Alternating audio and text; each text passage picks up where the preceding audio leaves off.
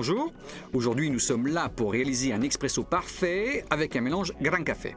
Afin de nous aider à réaliser un bon expresso, nous avons à notre disposition la règle des 5 M. Que sont ces 5 M? Il s'agit d'abord du moulin, qui est notre premier M, puis de la machine à café, qui doit être une machine adéquate afin d'extraire au mieux les propriétés de notre café.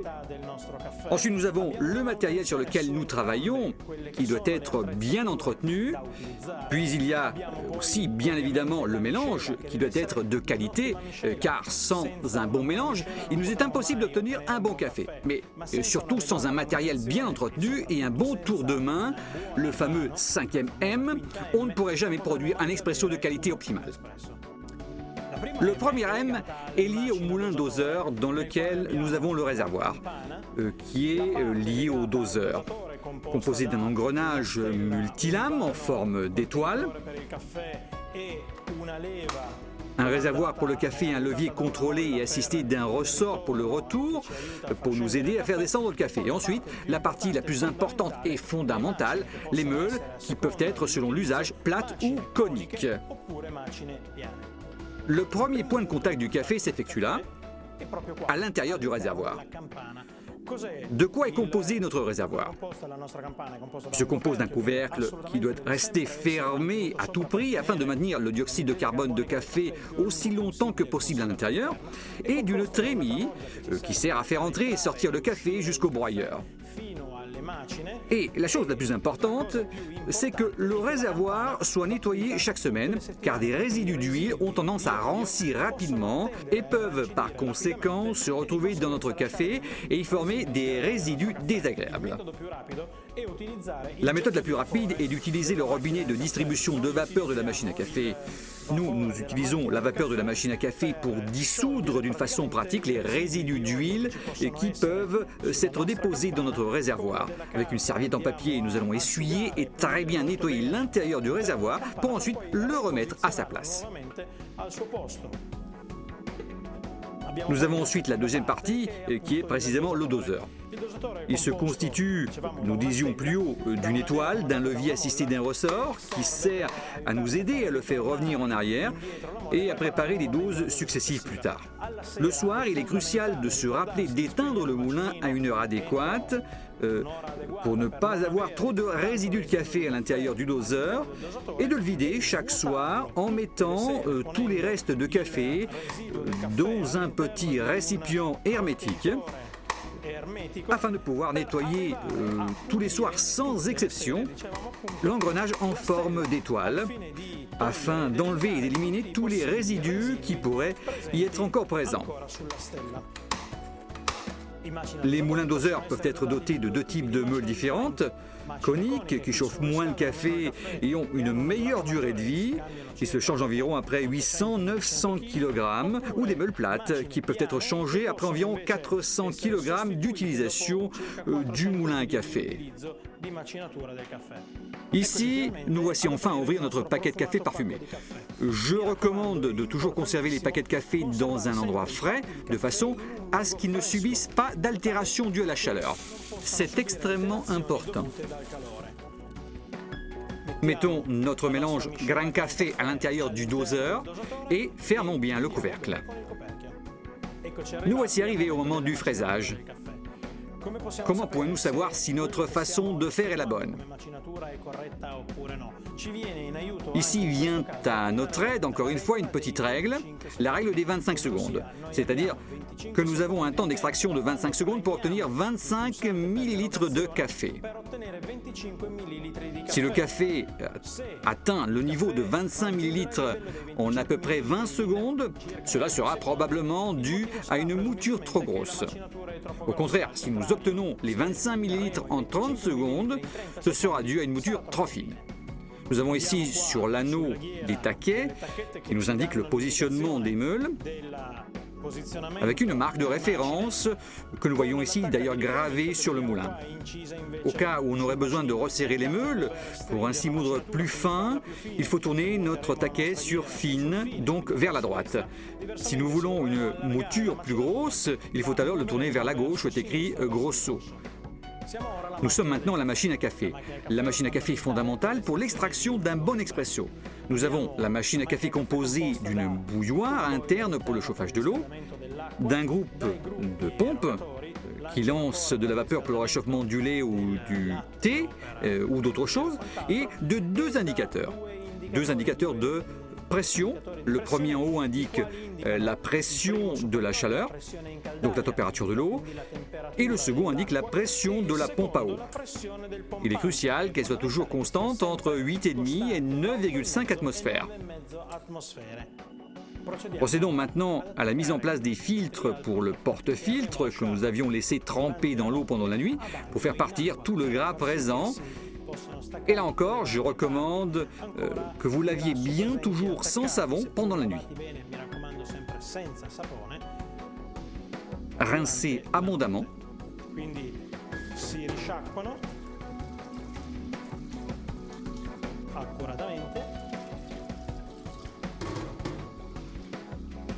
Nous faisons la même chose pour les filtres.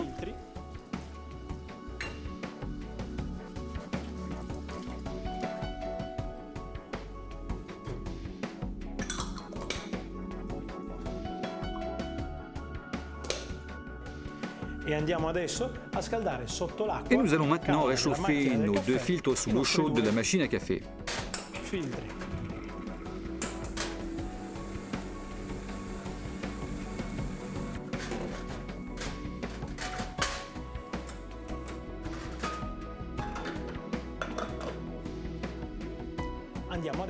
Nous allons maintenant moudre le café. Pour vérifier que la mouture soit correcte, nous allons remplir les 4 premières parties de l'engrenage de façon à ce que, dans le cas où il faudrait effectuer des réglages, on n'obtiendra pas trop de café moulu avec un grain incorrect. Nous remplissons la première partie, nous la bougeons et faisons la même chose pour les 4 autres parties, en faisant attention, après avoir terminé de remplir la deuxième partie, de refermer la trémie afin de libérer les broyeurs pour un réglage éventuel.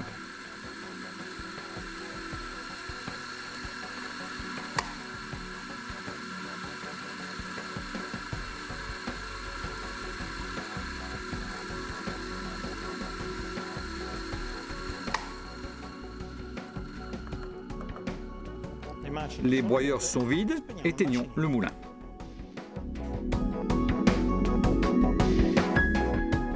Nous allons maintenant préparer notre expresso. Vérifions qu'il n'y a pas de gouttes d'eau, d'humidité ou d'autres résidus. Et nous allons mettre les 2 doses de café pour faire notre expresso. Chaque dose doit être soigneusement mesurée, ainsi que chaque battue sera composé de 7 à 8 grammes de café moulu. Nous allons les aplatir de manière à les rendre parfaitement plates et nous allons exercer une pression d'environ 12 kg avec un pressoir manuel. Nous allons maintenant installer les porte-filtres. Prenons les tasses, il faut toujours faire attention à les prendre par la anse et passons à la dérogation du café. Rappelons-nous, 25 ml en 25 secondes, à compter du moment où nous appuyons sur le bouton avec une température de l'eau qui doit être entre 88 et 90 degrés et une pression de la pompe de 9 atmosphères. Nous voyons le café descendre avec sa forme typique fuselée dans le robinet de sortie jusqu'à ce qu'il remplisse la tasse de la quantité correcte. Le café a coulé en à peu près 18 secondes, ce qui veut dire que la mouture n'était pas bonne. Nous allons donc resserrer légèrement notre broyeur. Ici, nous le mettons sur la bonne position. Et nous enlevons le café que nous avions à l'intérieur. Puis nous allons moudre le café avec le bon réglage.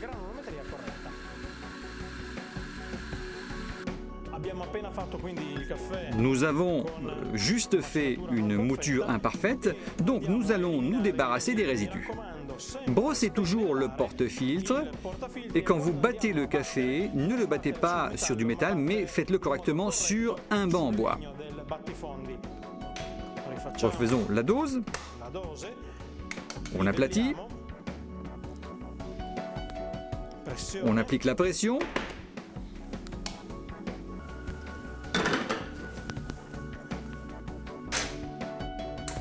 et expresso.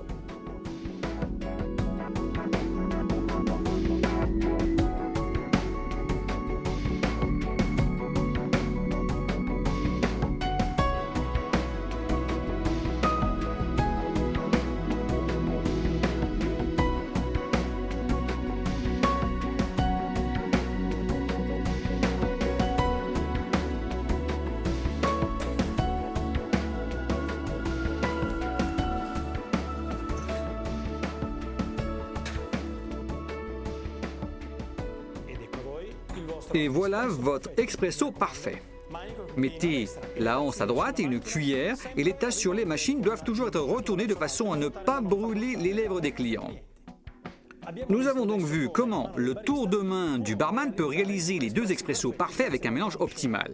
Mais cette même main, avec un même mélange, peut également servir des expressos loin d'être bons. Voyons des exemples d'expressos mal faits. Tout d'abord, ne pas nettoyer le porte-filtre. Vous n'avez pas de contrôle si la dose est correcte ou non, ou si la mouture, par exemple, était trop grosse. Et nous allons faire un expresso qui est techniquement appelé sous-extrait. Vous vous retrouvez avec une crème évanescente et sans les caractéristiques du bon expresso italien. Allons maintenant servir un expresso de ce genre. Vous voyez dans ce cas que nous avons un café quasiment sans crème, percé, et qui ne présente pas un bel aspect. Voyons maintenant un café typique surextrait. Dans ce cas, la raison de la surextraction peut être différente et contraire à celle de notre premier cas. Surdose de café excessive ou mouture trop fine ou bien même machine avec température trop élevée et donc brûle de cette façon le café en causant une surextraction, également en termes de quantité liquide. Et voilà un autre exemple de comment le café ne doit pas être servi. Un café surextrait qui se présente avec une crème sombre et persistante et, comme vous pouvez le voir, avec la tache classique appelée bouton blanc, présente sur le café, signe typique de surextraction. Si vous avez suivi toutes les règles, vous obtiendrez alors un expresso parfait à servir à vos clients, qui se présentera avec un bel aspect tigré, crème couleur noisette, ferme et persistante, et qui ne s'ouvrira pas même sur le tour de la tasse.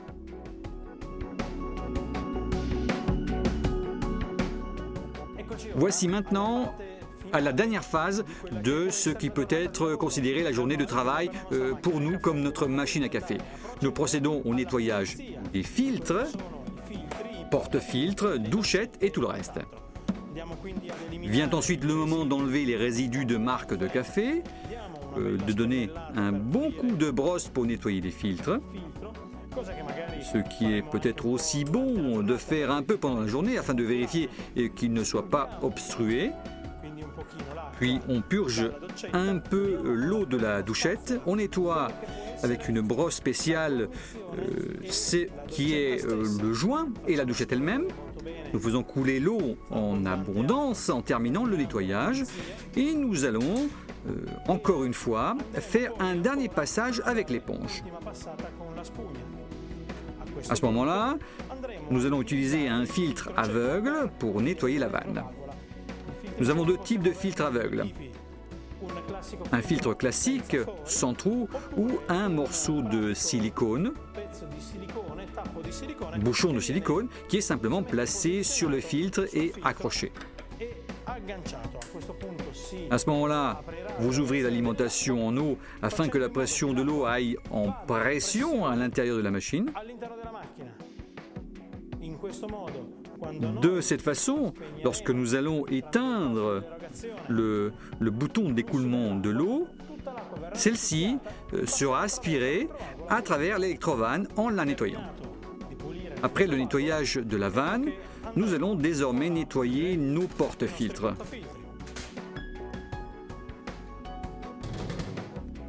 Nous allons enlever le filtre du porte-filtre.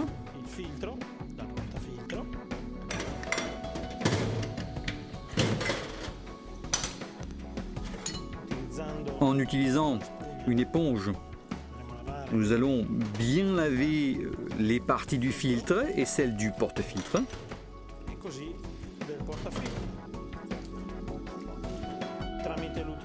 Nous utilisons une brosse pour nettoyer soigneusement l'intérieur, là où il peut y avoir des résidus de café.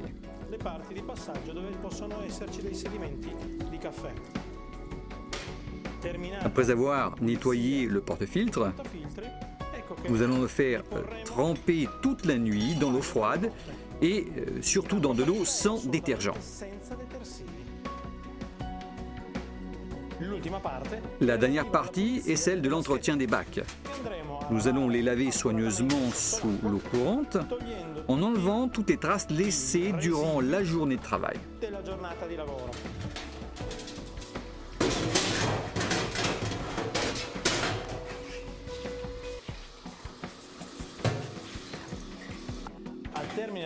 Après le lavage, il est important de remonter correctement les bacs, c'est-à-dire avec les grands trous qui correspondent au porte-filtre afin de ne pas avoir de perte due à la décharge de l'électrovanne. Vérifiez toujours qu'il n'y ait pas d'occlusion dans le trou de drainage. Ici, nous parlons maintenant de l'adoucisseur. L'adoucisseur que pour plus de commodité nous avons aujourd'hui placé sur le banc, mais nous savons tous qu'il est normalement placé sous la machine, connecté à l'alimentation en eau. C'est un équipement qui, à travers l'utilisation de résine, est capable de retenir les sels de calcium et d'éviter par conséquent la formation de tartre à l'intérieur de notre machine. Normalement, l'arrivée du réseau d'eau est connectée à un tube relié à la partie supérieure du robinet et à laquelle il y a un tube généralement laissé libre. Et en dessous, il est connecté à la machine à café. Sur le côté opposé, il y a un autre tube qui va directement à l'égout. Selon la quantité de café ou de l'eau utilisée pour la fabrication de nos expressos, nous devons faire une régénération des résines tous les 15 ou 20 jours. Et nous allons procéder comme suit. Mettre le robinet en position verticale de façon à le fermer, puis nous prenons un bac et nous ouvrons le robinet sur le côté du tube de caoutchouc et nous drainons l'eau pratiquement jusqu'au niveau du tube. Puis, on ouvre le bouchon supérieur de cette façon. On verse ensuite 1 kg, 1,5 kg de sel suivant les dimensions de notre adoucisseur. Puis, on remet le bouchon en prenant soin de bien nettoyer les bords afin d'éviter que le sel obstrue la fermeture. Et à ce moment-là, nous allons à nouveau fermer la partie supérieure du robinet. Nous allons le remettre vers l'arrivée d'eau afin que l'eau recommence à remplir l'adoucisseur. Et nous allons faire pivoter le robinet du dessous vers le tuyau en caoutchouc. De cette façon, après environ 45 minutes, 1 heure, tout le sel sera dissous dans l'adoucisseur. Les résines seront régénérées et seront à nouveau en mesure de capturer nos sels de calcium. Nous avons ainsi obtenu la régénération complète de l'ensemble des résines et de cette façon, nous aurons un bon entretien de nos équipements. Je recommande une chose, l'adoucisseur doit être connecté uniquement à la machine à café. Pour les autres équipements tels que la vaisselle ou la machine à glace, il est toujours conseillé d'en mettre un autre ou d'en mettre plusieurs autres. Si vous suivez tous les conseils que vous avez vus dans cette vidéo en utilisant un mélange de Gran Café, vous êtes sûr de faire un bon expresso pour vos clients et, s'il vous plaît, qu'il soit toujours accompagné d'un beau sourire.